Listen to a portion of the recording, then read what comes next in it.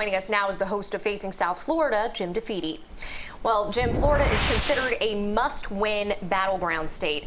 Is the president's visit to Miami another move to try to win over the Hispanic vote, which we might add he lost by a large margin in 2016? It's certainly one of his efforts. He believes that he can do well among Hispanic voters.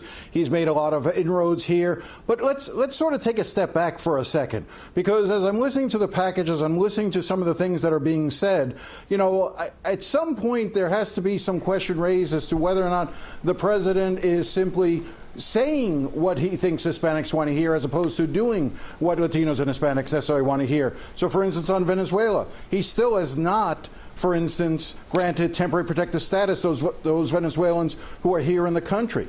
You know, his policies on immigration, separation of families, that was a key factor for a lot of the immigrant community. Let's not forget the Miami Herald story that just broke less than a week ago that showed that Donald Trump sought actual trademarks in Cuba in 2008 for casinos, hotels, restaurants.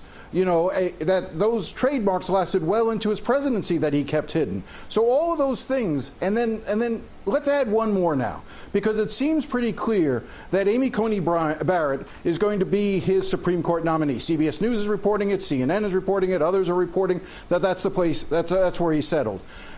You have to now begin to wonder, was Barbara Lagoa's name placed into the hopper not because he really was seriously considering her, but because he wanted to, again, placate or throw something seemingly towards the Cuban-American community in Florida? He never even gave her the courtesy of an interview, which is rather stunning. So while her name was out there, while he used her name to try to ingratiate himself more with Hispanics, you know, again, not a lot was actually done in that regard. So, you know, it's a question that I know a number of people are asking, and I think it would have been the questions I would have asked the president if I had a chance to talk to him today. And of course, a lot of Barbara Lagoa's friends and family, some of whom I've spoken to her the last few days, we're very excited about the possibility. Now they're, of course, just waiting to see what the official announcement is tomorrow. We will be staying tuned for that. But as you mentioned, it's looking like it won't be Judge Barbara Lagoa. Jim, let's talk about President Trump's controversial statement about the peaceful transfer of power if he loses the election. Not so much what he said, what he didn't say. He just said, we'll see. We'll see.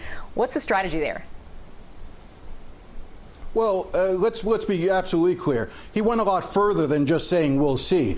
He continued to sort of press that case. And what he actually finally settled on was he said, if I lose the election, it's only because of fraud, that there cannot be a Joe Biden presidency without fraud. And so, therefore, he is saying that there is no scenario in which he loses, in which he will accept the results, because he will believe that they are fraudulent in nature.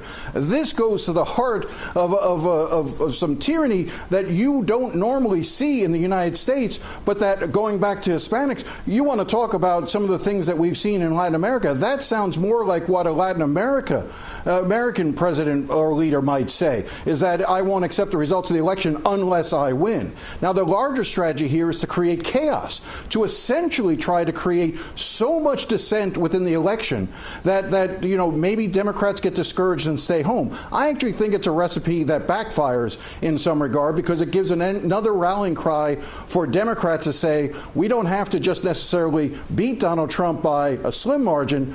The only way to guarantee that he leaves office is to go in much larger numbers. So we'll see how this plays out. But again, I mean, we've already said that the president breaks norms.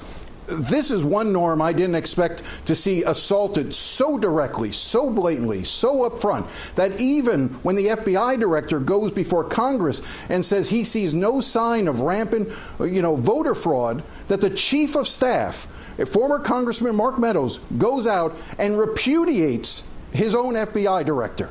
I mean, again, we've never seen anything like this in the history of this country. Jim, as always, thank you for your time and your insight this evening.